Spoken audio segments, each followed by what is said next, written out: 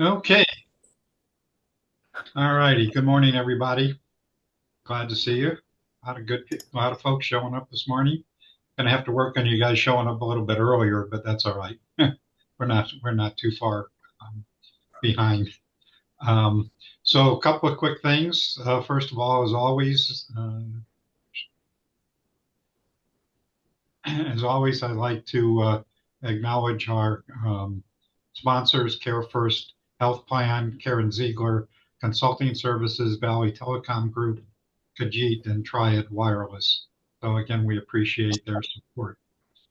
Secondly, is if you haven't already, if you want to connect with the folks who are part of the task force, I might suggest that you use our Google form and and put your information in there so that people can find you and I can find you, find your contact information, phone number, and so forth. That Google one. I'm going to find it. So I encourage you to do that.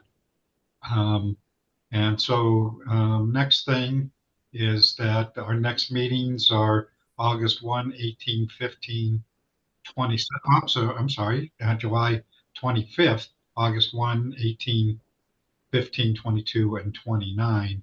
And I'll talk to you about the 25th in just a moment. Excuse me. So, um, so moving on, just a reminder is after the meeting, we have what's called Kibitzing with Colleagues. We turn off the recording and just chat. Anybody who wants to stay on, we might have 2 people, we might have 5 people, we might go for 5 minutes, we might go for an hour. It just depends, but it's just very informal opportunity for sharing and discussion. So moving on quickly, so you may have heard me talk before that we were going to do a public networks forum, and we were scheduled to do that actually next week, and we've postponed that that forum until August the 29th. That program is going to be a little longer. It'll be in our usual time slot, but it's going to be a little longer, probably till from 8 to 9:30. Perhaps a little longer. But we changed the forum. I mentioned this last time. We changed the forum from municipal networks to public networks because public networks actually has a broader perspective than just municipal networks. So I'm just going to share this with you quickly. The public-owned networks may include municipal networks, co-ops, open access, tribal public-private partnerships, and other community and member-owned broadband networks focused on ensuring universal, robust connectivity. The panel that we have confirmed at this point includes Gigi Sohn, which many of you probably know as the executive director of the American Association for Public Broadband. She's nationally recognized as an expert in the public networks space, and we're really pleased to have her. And then our own Mark Goldstein, who's chair of ATIC, Sandeep Homick, who is, of course, as you know, is the is our broadband manager with the state, the broadband office. Chris Mozzarella, who's the CIO with the city of Tucson, and Chris is going to bring a particular interesting perspective because the city has opted not to do a public network. And so we're going to hear from him about why he made that decision. And then Rory Conaway, who you probably all know, who attends pretty regularly our meetings, is the CEO of Triad Wireless. Dave Krasa, or someone else, whoever they choose, from the city of Mesa and their free public Wi-Fi project. And then from NTUA, is Garrett. Garrett, are you online? I don't think so. Who is with NTUA, and then I hope to have somebody from Mojave Electric Co-op as soon as I find who that will be. And then in sometime in August, we're going to do a presentation from WECOM on what they're doing here in Arizona. So that's kind of what's happening for the time being. Um, so before we go any further, do we have some new people who are participating with us today?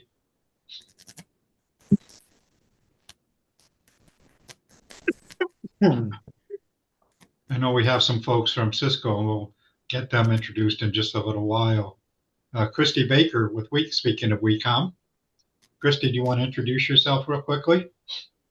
Sure. Hi, I'm Christy Baker, and I'm the grants manager at WeCom, and I'm so excited to be here and hear what you guys have to say today.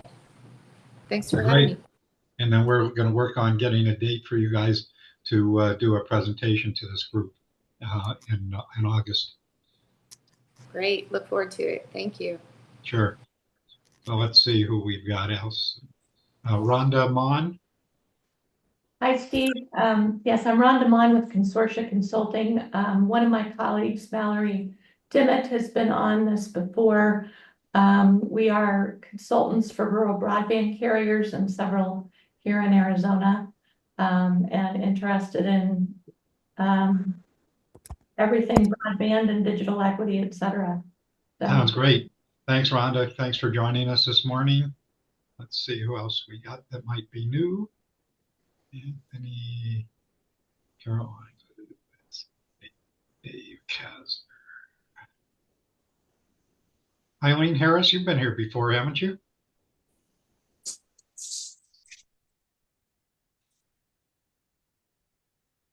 Eileen, are you there? Okay, well, moving on. Kelly, I'll just say hello. who is that? Gordon Fuller from Tucson with Planned Systems. And Okay, great, thanks. we're Thanks. into spatial computing, community Okay, network. great. Want to hear more about that at a future time. Let's see. Anybody else that I've missed that's new today? Mike Turrison?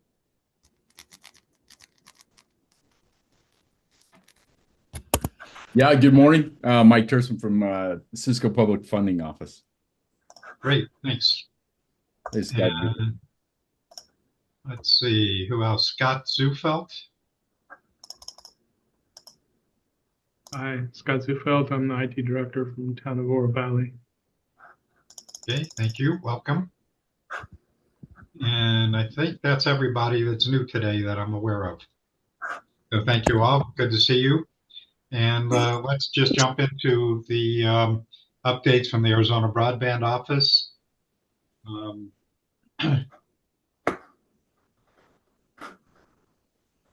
I might be the only one here today, Steve. I'm Okay. sorry. I'm not sure. I can't see everybody right now, but hi. My name is Erin Lorandos. I'm the Digital Equity Program Manager with the Arizona Commerce Authority. For folks who are maybe new to this space, the ACA is the administering entity for both the BEAD and digital equity funding here in Arizona. So up at that state level, we're kind of helping guide things, and we're the ones who are, applying for the money and distributing funds and all that kind of stuff for both of those programs currently. So I don't actually have a ton of updates. I just wanted to pop in and say hi since we had so many new folks joining us today. I'll put my contact information and our website in the chat. And if there are any specific questions on anything, I'd be happy to answer them as well. So Erin, can you just quickly run through kind of the time frame? You got a couple of events coming up, and then the time frame for when we expect to hear from the feds and so forth. Well, if I knew that, I would be in a very different situation. But no, so general timeline things, we are wrapping up the the determinations from the challenge process for the BEAD side of things. So we hosted public facing maps where folks could take a look at the potential locations that were considered to be broadband serviceable for the BEAD funding. So these are locations across the state, households that we're not currently getting at least 100 by 20 connection speeds. And then also looking at community anchor institutions across the state. So our libraries, our schools, our healthcare facilities, places that facilitate the use of broadband to vulnerable populations that may not have access in other places.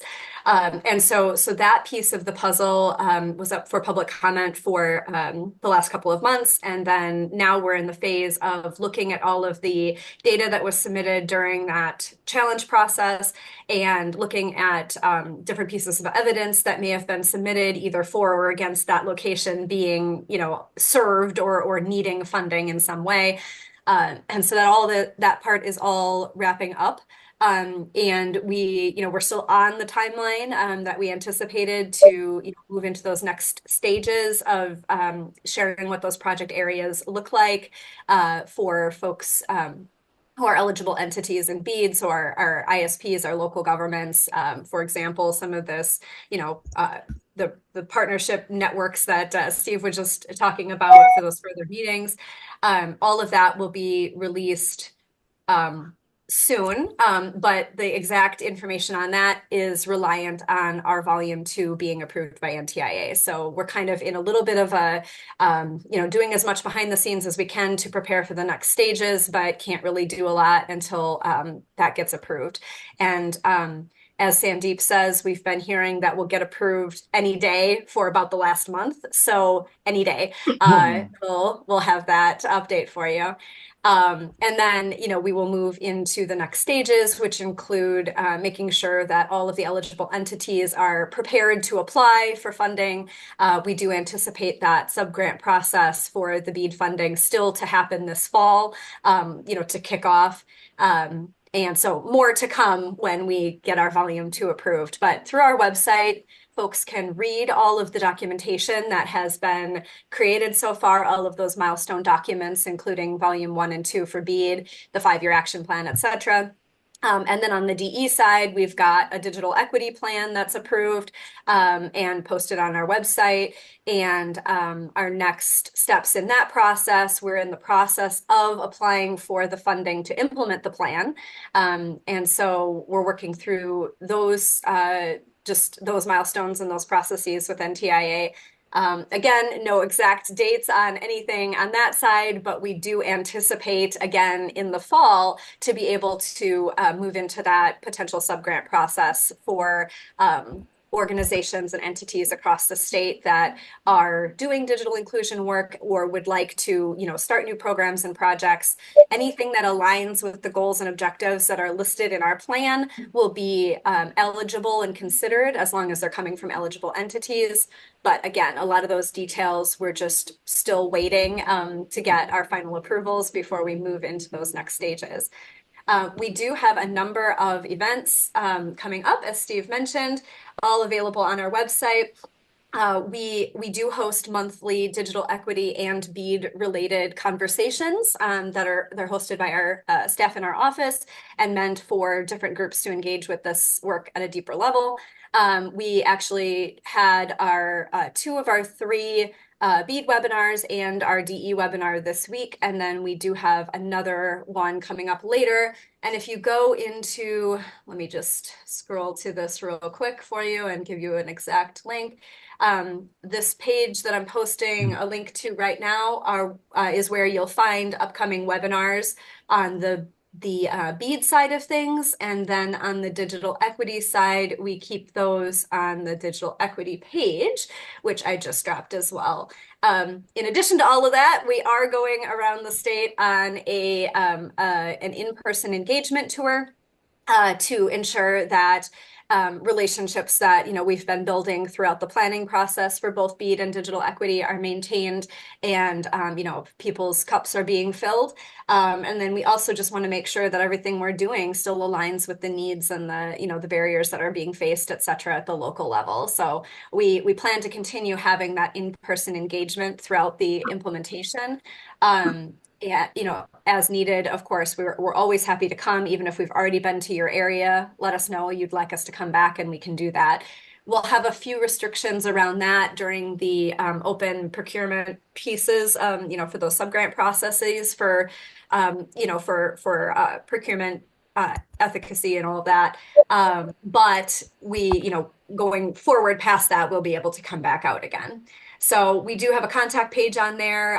If you send us your information through that, or again, I'm going to drop my email here briefly, we can connect you with any resources that you may need or answer any questions that you might have. Any questions for Erin? So Erin, is the potential subgrantee survey still open? And can you Yeah, it just is. talk about that real quickly, please? Yeah, so for the digital equity piece, this is not a requirement in any way, shape, or form or a precursor to applying for a grant from us, but we were just interested to kind of see what sorts of projects our stakeholders might be considering for digital equity. And so I did put together a very brief survey, very high level. A number of folks on this call have filled it out, and I really appreciate that. It helps us with our planning, and it helps us just get an idea of what people are thinking about in a general sense. And so I will share that link as well. I keep extending the due date for it because it's not really anybody looking at it other than me. So right now it says that it is open until the end of this month, but I'll probably extend it again. So don't worry. It's really just, again, just to get an idea of what is happening.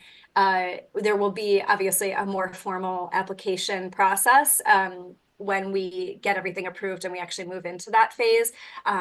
But it's just really helpful to know, who's thinking about what. And so let me grab that link real quick for you all. And if you have, when you take a look at that, if you have any questions, again, feel free to reach out to me. It is definitely the type of information that we'll be looking for in the application. It just will probably look a little bit different because we'll, be able to put more specifics in and things like that. Okay. Any questions for Erin? So in the next few weeks, we're going to have some discussions about digital equity and some issues and concerns, and really start using this forum for an opportunity to really have some discussion and not just updates. So stay tuned for that. Anything else, Erin? Not at this time. No, thank you. Okay. I don't think Nicole is here this morning. I haven't seen her. And I don't see Brenna or Judy this morning. Excuse me, Elena, do you have anything that you want to update us on? No, there's really nothing since last week, to be honest with you. I will say that Senator Lujan, their office has reached out and they are looking for stories, for impact stories. If anybody has any impact stories about people who were on ACP and then lost it, or just regarding their internet experience or access challenges, please reach out to me, and we can maybe try to connect and document some of those stories. So really no update on the bill or anything like that. We probably don't expect anything at the moment with what's going on. Right. Yep. Yeah. Okay. So one quick announcement, and then we're going to jump into, excuse me, into the program this morning. So USDA, I don't think Matthew is here this morning, but USDA Rural Utilities Service Broadband Technical Assistance Program is holding workshops on July 17th, which of course you've already missed, and then July 31st. The the RUS, or as it's known, is agency of U.S. Department of Agriculture, and they're accepting applications for the Broadband Technical Assistance Program for fiscal year 2024. The Technical Assistance Program provides competitive cooperative agreement funding to eligible entities to receive or deliver broadband technical assistance and training that promotes expansion of broadband in rural areas. That information, by the way, I want to remind you, and Aaron mentioned a bunch of different dates, so I want to remind you of a couple of things. After this meeting, as I think most of you know, that I do send out the chat that has all of those links, and then I also include in my newsletter that I send out any contacts and information that's shared in this meeting. So if you miss any of it, again, you'll be able to get the chat and you'll be able to see my newsletter with all the dates and links and all of that sort of stuff. So any questions about any of that before we move on? Let's see what we've got in chat. Are there any announcements or anything before we move into the program this morning?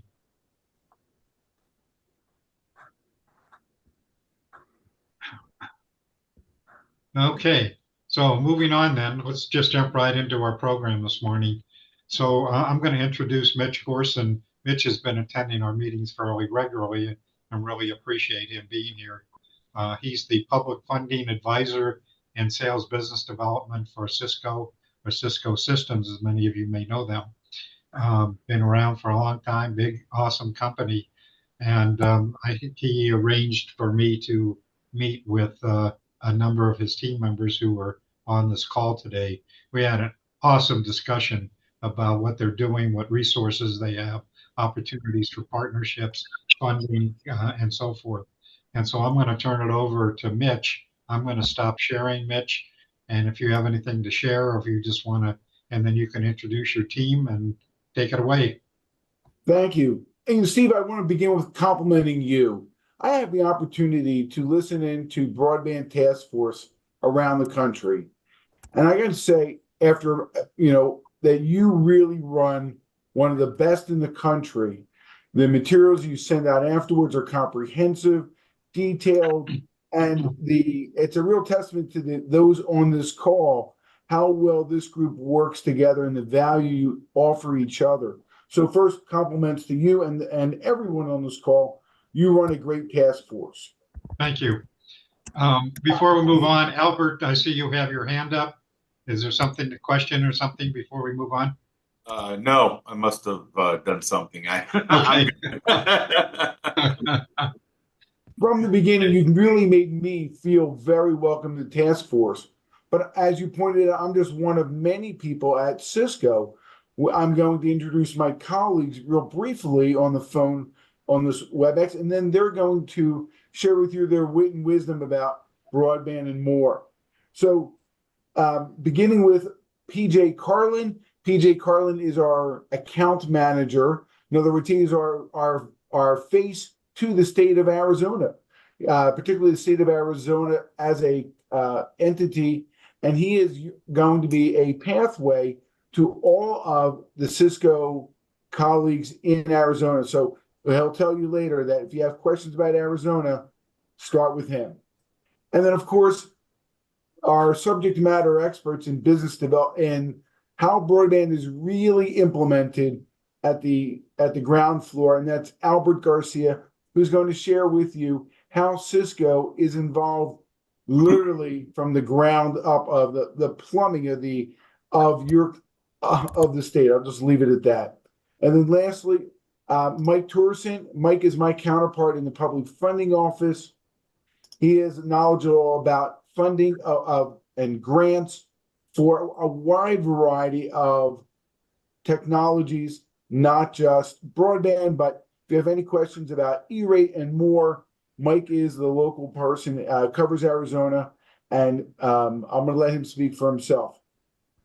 So you've heard from me on a couple calls, so I'm going to stop and then hand it off to PJ, who's going to talk to you about our presence in Arizona. Thank you. PJ Tours. Awesome. Thank you, Mitch. And thank you everyone for inviting us today. So as Mitch said, I am the account manager here for the state of Arizona. So I support the state, all the relevant agencies, as well as some of the critical infrastructure in the state, namely Central Arizona Project and Valley Metro, our transportation. I guess to start, I hope everyone has a baseline, but if you aren't familiar with who Cisco is, we are one of the global leaders in networking, telecommunications, and security.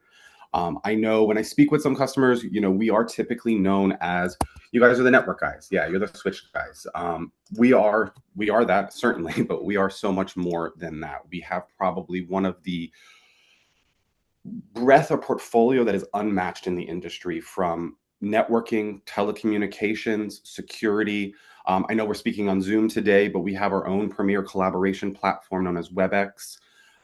We do data center compute. So when we talk about servers and switching in the data center, as well as providing you a whole host of different services and software to help you provide the visibility that you need, really into your network to help you guys succeed.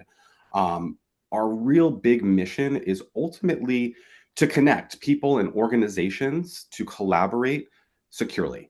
That is really at the end what we are trying to do. And we, for the most part, Cisco has become synonymous, we'll say, with the internet, with the backbone of the internet. And there are statistics out there, I believe about 80+% of the world's internet traffic goes over Cisco networking and security products.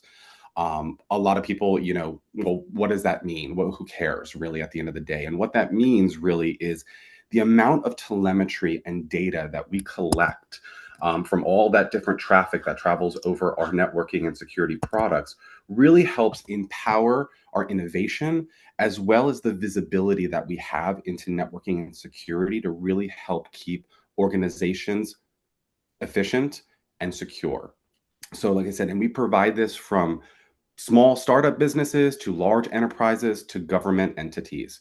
And as I said, our portfolio stretches routers, servers, cybersecurity tools, cloud, IoT solutions. You name it, we likely do it.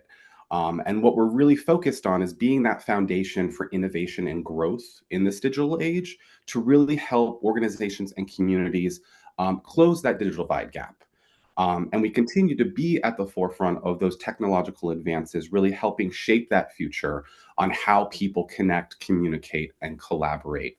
We continue to make huge amounts of investments. I think Cisco is one of the largest organizations that make huge investments in research and development to ensure that we're staying on that cutting edge. Making sure that, obviously, I think the hot buzzword now is AI. I would be remiss if I didn't say AI. I'm actually required to at least say it 4 times in a presentation. So AI, I mean, we are looking at building that into all of our products to ultimately make, again, you guys more efficient on how you support your network and security solutions. Now, here in the state of Arizona, we have a really a huge partnership with the state of Arizona. So if you are familiar with the AZNet contract, so many of the state agencies consume their networking and telecommunications from what we call the AZNet contract. So really the backbone of the state government is Cisco. So when we talk networking, when we talk wireless, when we talk telecommunications, that is Cisco behind there helping support the state agencies. That is all managed ultimately by one of our partners, Lumen, who helps manage that as well. We are in the state, I don't know if anyone is familiar with ACTRA, but that is the Arizona Cyber Threat Response Alliance here in the state. So they help pretty much information sharing between both public and private sectors to help keep really the whole of state security strategy, help us keep secure. We are one of those founding members of ACTRA and really help fund and stand them up with tooling to help provide them that visibility that they need. They do interface. So when we talk about that telemetry and data, a lot of that partnership is then with our Cisco Talos group. So Cisco Talos is the largest commercial security intelligence agency in the world. So outside of those big 3 letters, we talk FBI, CIA. So the largest commercial security intelligence agency is Cisco Talos. So again, they are that agency in the background that is pulling in all of that telemetry data and making sure that that is proliferated out through all our products and solutions to, again, keeping you guys secure. PJ, can I interrupt for 1 second? So as you know, that this is not a webinar. This is an opportunity for exchange and discussion. So if you have any questions or comments while these guys are presenting, please raise your hand and we'll include you. And then, of course, afterwards, we'll open it up for questions and comments and so forth. But I did want to make that comment that we're trying to make these as interactive as possible. So anyway, sorry, PJ, go ahead. No, absolutely. And thank you for mentioning that. Yes, please ask questions. I mean, we can go on. I mean, like I said, just based on the portfolio itself, we can go on for probably days talking about stuff. So obviously after this, if there's any sections that we mentioned that you want to dig deeper in, please don't hesitate to reach out to myself. Like I said, I support the state, but I do have other team members on my team who support our K-12s, our large cities and states, large community universities, as well as my commercial side that helps support a lot of the private sector entities as well. I think one of the other great partnerships we have in the state of Arizona, it is again specific to cybersecurity, is where we partner with the Arizona State's Homeland Security. So the Homeland Security, they offer through their cyber readiness program, they do offer a lot of free tooling to a lot of state and local and education entities throughout the state.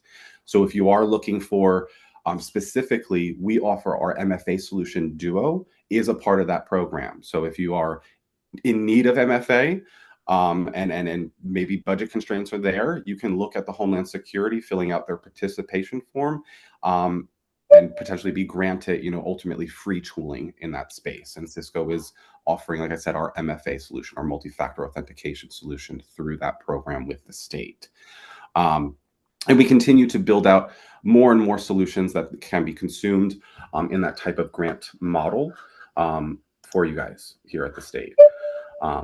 So that's just, I will say, a high-level overview of really where Arizona partners within the state. Like I said, we also have, this is just from my perspective at the state level, but like I said, we have very strong relationships across the board in many of the K-12, large K-12 organizations, pretty much all the major state universities, ASU, U of A, NAU, GCU, all of those we help and partner with as well.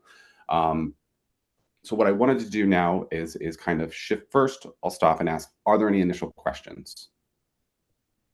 Any initial feedback? Any questions or comments for PJ? Okay. So what I will do now is I'm going to pass it over to Albert Garcia, who is our broadband specialist for our public sector. So Albert, if you want to take over. Yeah. Thank you. Can you guys hear me okay? Yep. All right. Well, thank you for having me, Steve, and appreciate the opportunity to talk. I'm basically, I work at Cisco covering our broadband and smart city area in our public sector division. So I often talk with, communities, municipalities, educators, whatnot around the topic of digital equity and broadband, but more importantly, outcomes that the city is trying to derive through the use of technology. And so we'll go into a little bit. And by the way, I promise I won't say, I know this is a presentation, but I promise no acronyms. I know we threw out a few already, and I know it's early in the morning, and we don't want to get into the ABCs of acronyms. So if something doesn't make sense, please stop me. I want to make it as easy to digest as possible. Part of what Cisco does is, and PJ mentioned a number of technologies. We're obviously manufacturer of anything that has to do with the internet. And so broadband is obviously at the forefront of it, but we like to look at things a few steps ahead.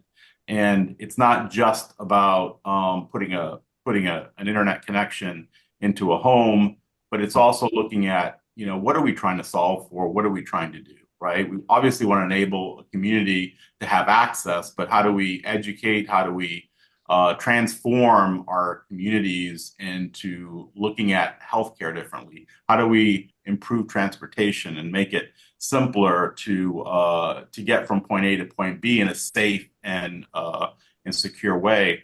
How do we look at critical infrastructure, and can we, can we obviously create redundancies? Can we make it more efficient to operate so that in the hottest days of the summer, which I'm sure happens very often in Arizona, that that electricity and utilities are properly running.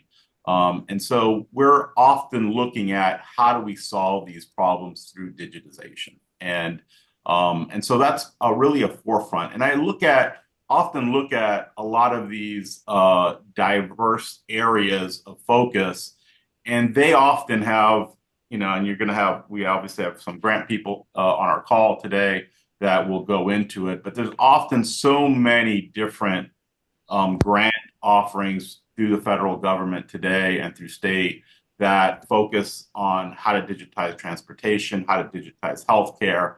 Obviously, we know BEAD and the various other funding programs around broadband. And we know there's E-rate from an education perspective. There's so many grants that ultimately put fiber in the ground and could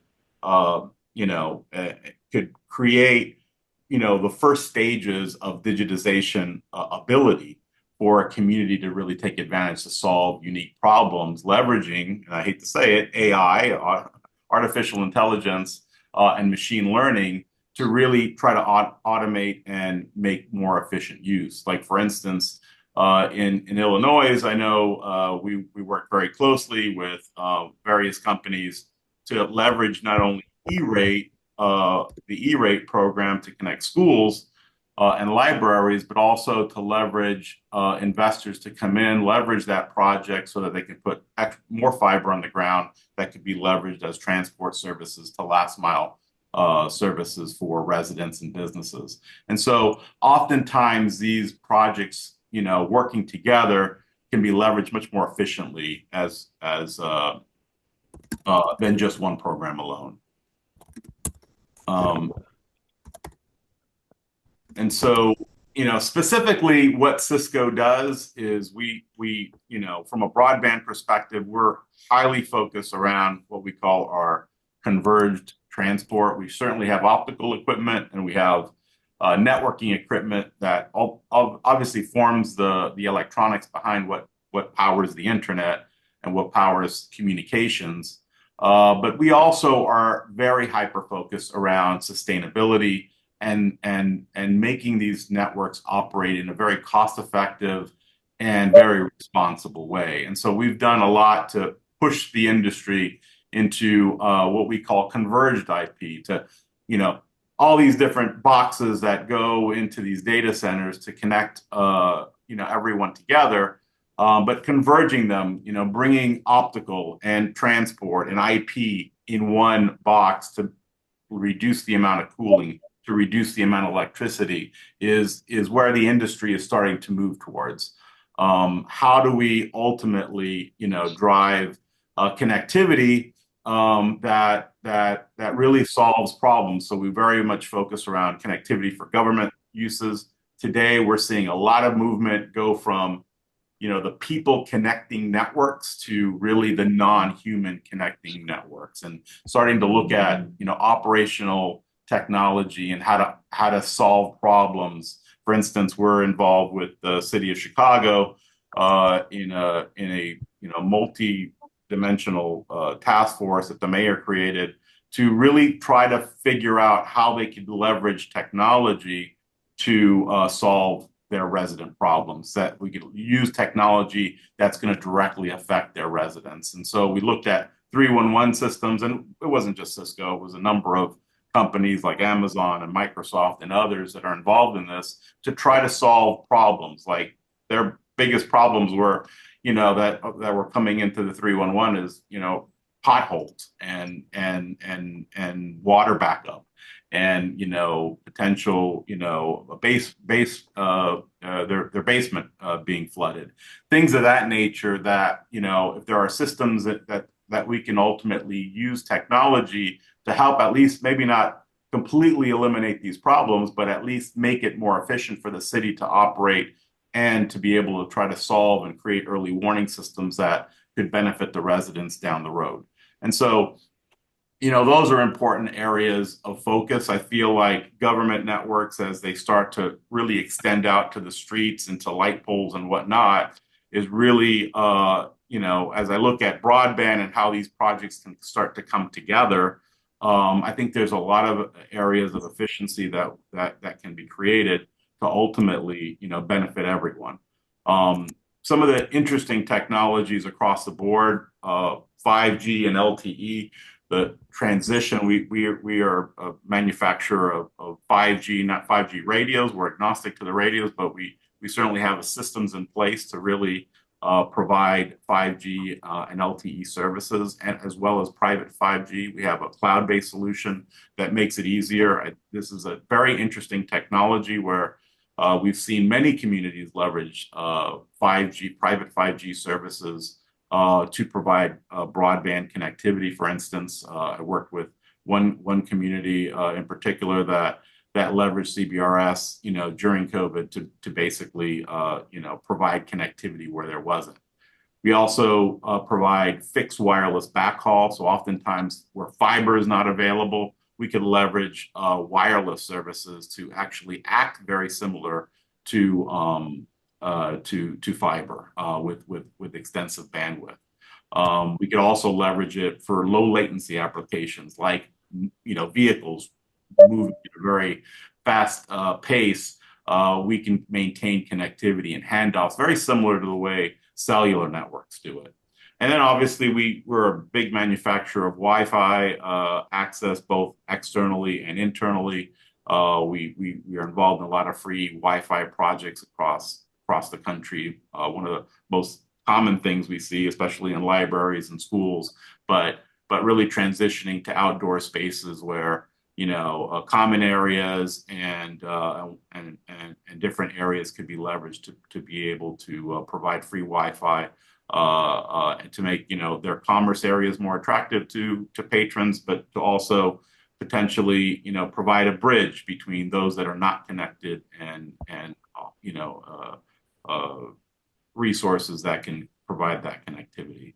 And then obviously security and management of these systems are our top priority. We don't want to make it more harder. We want to make it easier for ultimately people to leverage these technologies to in a very scalable way.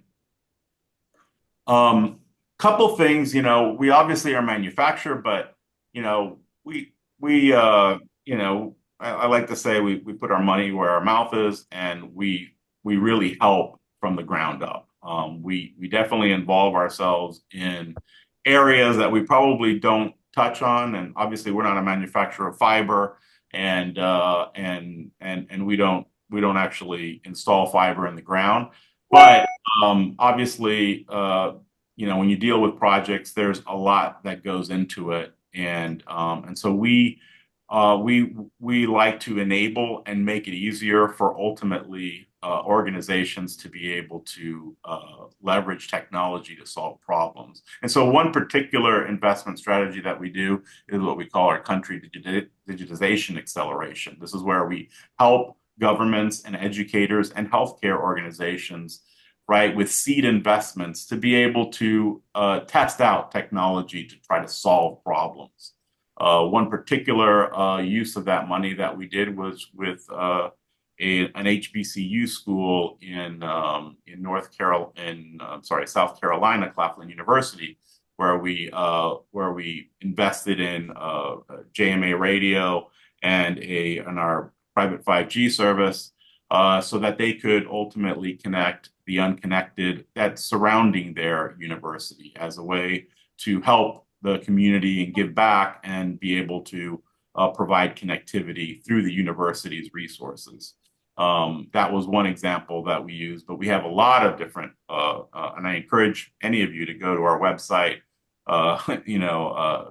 search through CDA, and there's so many examples there where we leverage CDA funds to help seed and to help test out technology to solve problems. The other area where we make investments is through our Global Infrastructure Fund. We are minority owners of an organization called Digital Alpha, which is an investment firm that helps, and it's roughly $2 billion. I think this is a little bit of an old slide, but I think they're up to like $3 billion in round funding that they received, and they leverage this to ultimately drive more riskier based investments that a typical leasing a leasing arrangement that you would normally do for capital costs wouldn't be. So we sometimes obviously do like a revenue share to potentially, fund projects. An interesting project that we do, I can't say the name, but because it just hasn't really been released, but one that's kind of ongoing right now, which is a large community in the southern part of the U.S.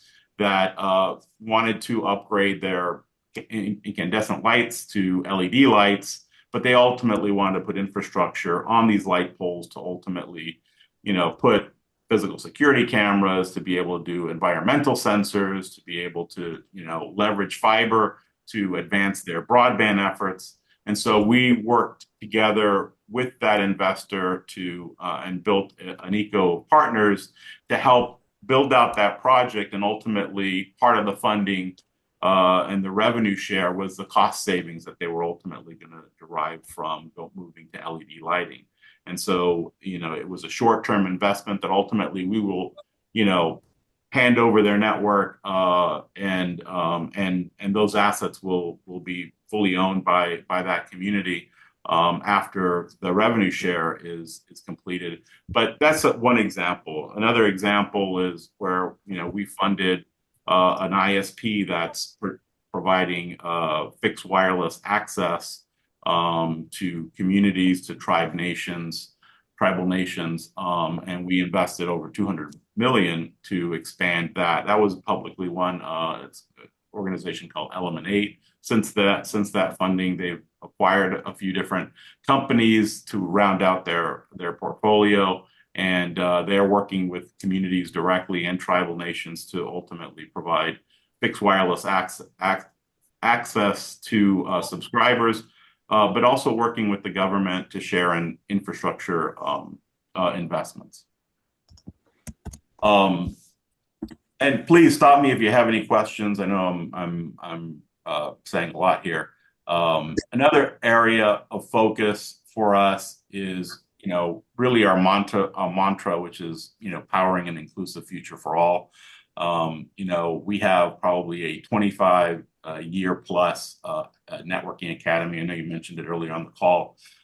We do a lot with not only K through 12 schools to provide curriculum that they could leverage as an accredited course as part of a high school offering or a college offering as well. But we also work with libraries and nonprofits to leverage that curriculum and delivery mechanism to be able to provide, whether it be a accredited course or a non-accredited course. We also have what we call Skills for All, which is a website that anybody can go in and, get knowledge on programming and, cyber and networking, you name it, it's there. So we try to, instill the next generation of techies to help them in their career and workforce aspirations. The other area of focus where we try to give back is our social justice program and our foundation, which we donate a number of things. But our social justice program is actually very interesting. We have probably, I think 12 different action where we try to give back in different ways, and also to make changes in our own policies that are more inclusive and responsible way. And so one of the particular ones that is interesting is our Action 8 committee, which focuses on giving back to HBCU schools and making investments there to help those schools, in their technology endeavors. And so, we invested probably over $66 million in investing in helping secure those HBCU schools across the nation to better protect themselves against cyber attacks and create, bring visibility into their posture assessment and help them make recommendations for how to alleviate those concerns. And so we've done a lot of work over the last probably 3 or 4 years in that area, as one example. The other thing we have is our Broadband Innovation Center, where we bring providers as well as, state broadband offices, as well as anybody, right, who really wants to understand where technology is going, what are the innovations that are happening, not only from a Cisco perspective, but at the industry level. And so we have a very extensive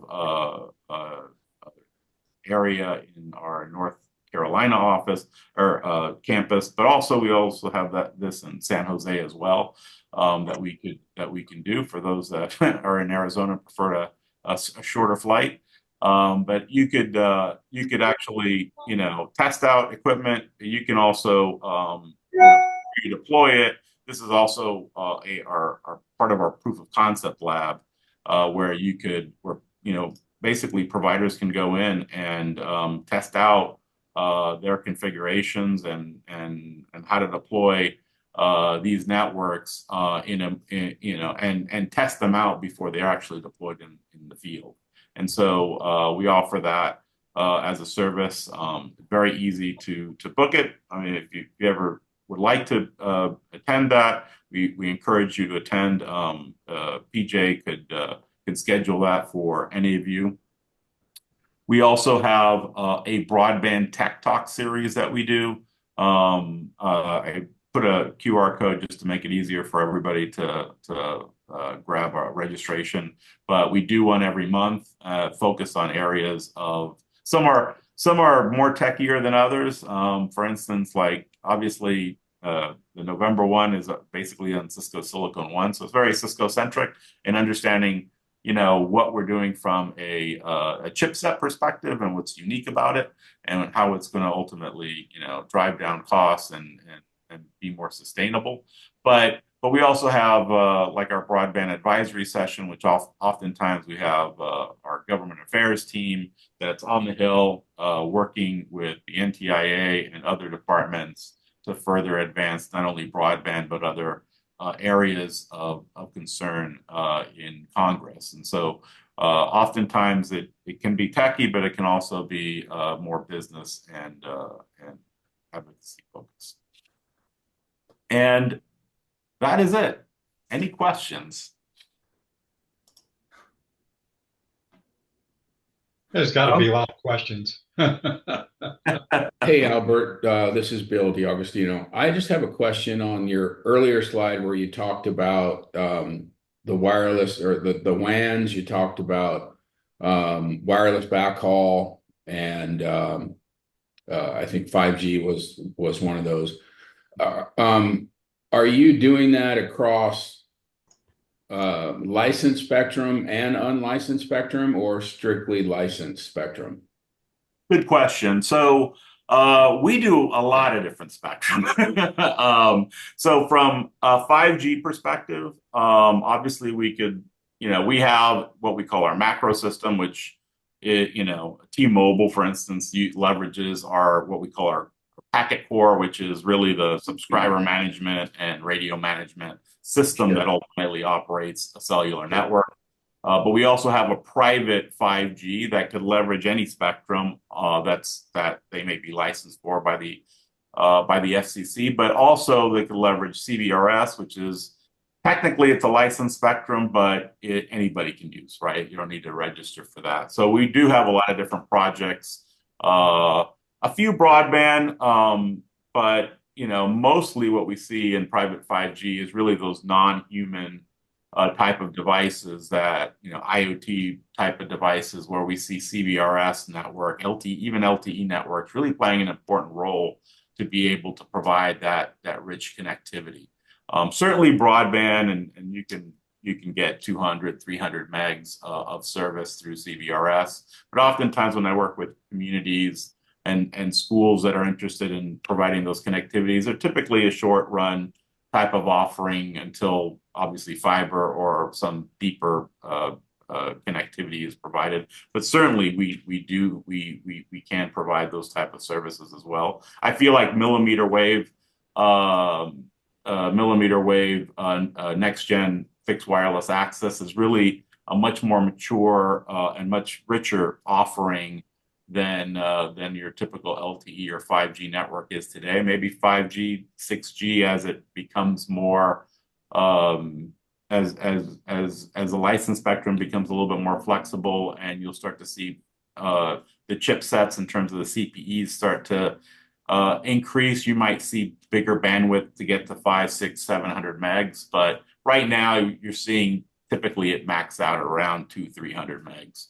Yeah. Roughly. And then that's on a good day, right? I mean, usually you're probably closer to 100 meg. So certainly you could do a lot with that on a broadband, from a broadband perspective. But most people, especially if they're going to pay for $30, $50, they want to get to the gigabit space, right? Which obviously millimeter wave is much more conducive to that. Yeah. So we work with one of our eco partners, Toronto Wireless, what we work very closely with and work with a number of projects with. But we also work from an IoT perspective, industrial wireless. We work with LoRaWAN technologies to connect sensor networks, and we also provide from our fixed wireless backhaul, which is works in that 5G, 6G space, not cellular, but traditional wireless. And it is it can certainly go gigabit speeds. So oftentimes, we're seeing our fixed wireless mesh products being leveraged on trains and moving vehicles and things of that nature. We're seeing it go on light poles to not only provide that mesh connectivity between light poles, so that they can ultimately hang their cameras and sensor networks off of those light poles, but also to connect vehicles like buses to provide maybe Wi-Fi services on buses and to really extend the network into fleet management, things of that nature. Hopefully that answers your question. Yeah, I appreciate that. We promised people we wouldn't talk about acronyms, but we threw a couple out there. Thank you. For keeping me honest. Thank you. Okay, so I'm going to wrap things up quickly, but a couple of quick things, and I know Mitch and Albert know that we did talk when we chatted previously, that a lot of the people on this call are very interested in the digital equity space, and what interest the Cisco has. And I think a whole nother discussion for us is how can we partner. We're going to get, was it 16 or 18 million dollars in digital equity money, which is not a lot of money, and so and it's going to be a one-time shot, and so a lot of people are going to be interested but aren't going to get any of that money.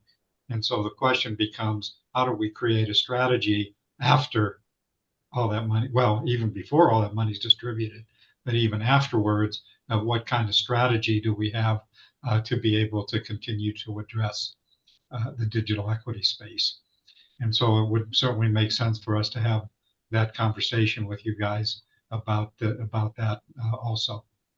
Absolutely. And look, we know that, especially some of these digital equity needs and disparities across from an education and from especially from an education perspective, it's going to take a lot, and it really is a coalition of the willing. It's not going to, this money isn't going to solve everything, but certainly could create incubation for sustainable projects that could live on, right? And so we're always interested in figuring that out. There's no silver bullet here. We're trying to work more with nonprofits and others in this area to see how we could, whether it be through our social justice programs or foundation, or potentially through other means and other partners, and that we could potentially leverage in the space. So yeah, we're open, and we're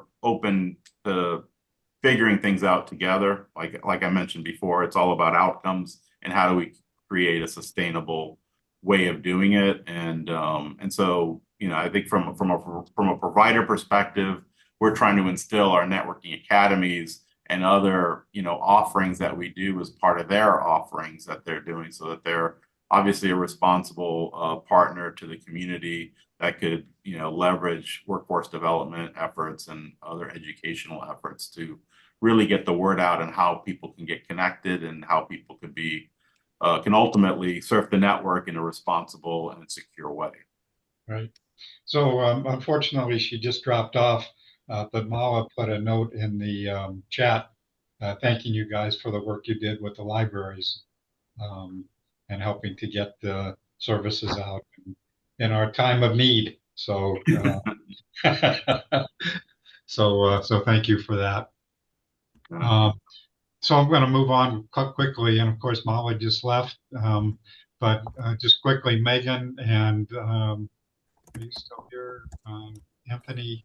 I actually, Steve, I'm sorry. Oh, yeah, sorry. Go ahead. I should have handed it off because I think we have just another 5 minutes, if you don't mind, to cover Sure. our public funding office in terms of what very important. What we can, yeah. People that are going to help you get the money. Yep.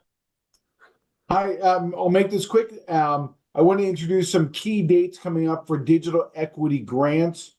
August 28th will be the first capacity award to go out the door from NTIA and more on a rolling basis. In September begins the digital equity capacity window for Native American entities. And then the applications are due February 7th from Native entities.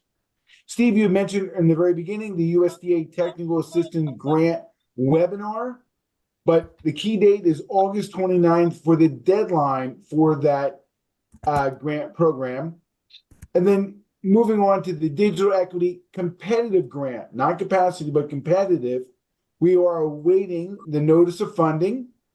We only know that, and one key point is that the competitive grant is an opportunity for entities to apply directly to the NTIA and not through a state. So the NTIA will be making the award decision. Thank you. And I want to introduce Mike Turrison. Mike is my counterpart for all things Arizona. And Mike, if you'll take it from here. Yeah, thank you. Thank you, Mitch. Just wanted to kind of do a quick introduction to Public Funding Office and what we do. Let me share my desktop. I apologize, Mike, that we should have. Oh, it's all good. It's okay. Just want to make sure I have this. Okay. So our Public Funding Office is what we do is we work with our customers to provide direct support, as far as, finding funding, whether that is dealing with state programs, federal programs, or foundations. We work in E-rate. We work with the different E-rate programs that are coming out, the one that have come out and are coming out as far as like with the ECF and what's taking place today. We also do like funding research, trend analysis, consulting services. We offer feedback to applications and eligible for eligibility, as well as proposal competitiveness. So also working with us, we can offer like letters of support, letters of commitment, and also, monitoring the funding landscape.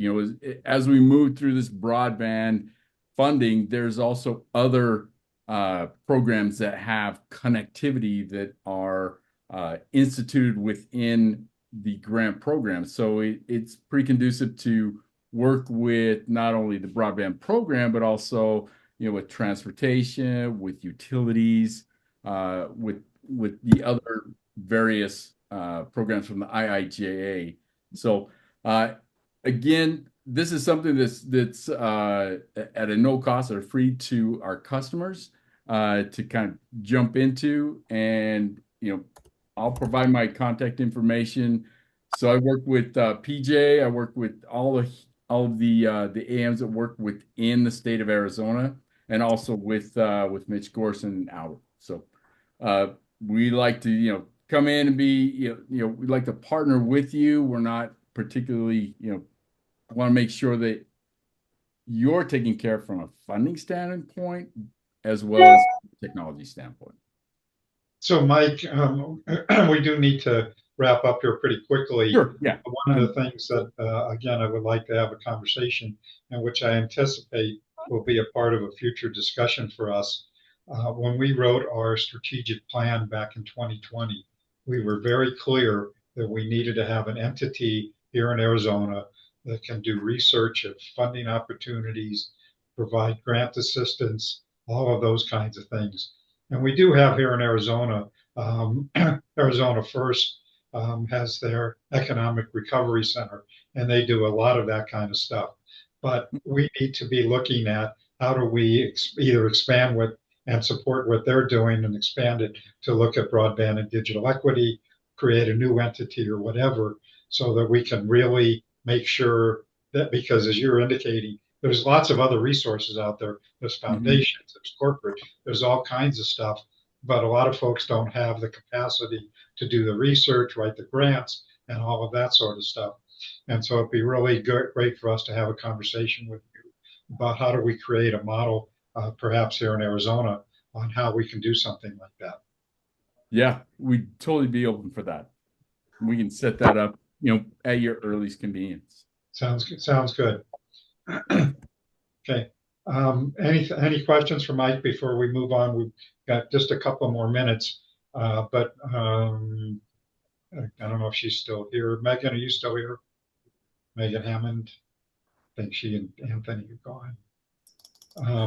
Any other announcements that people have that they want to share this morning? And Kay Gardner, who are you? Oh, hello. This is Kay. Oh, you turned the mic on.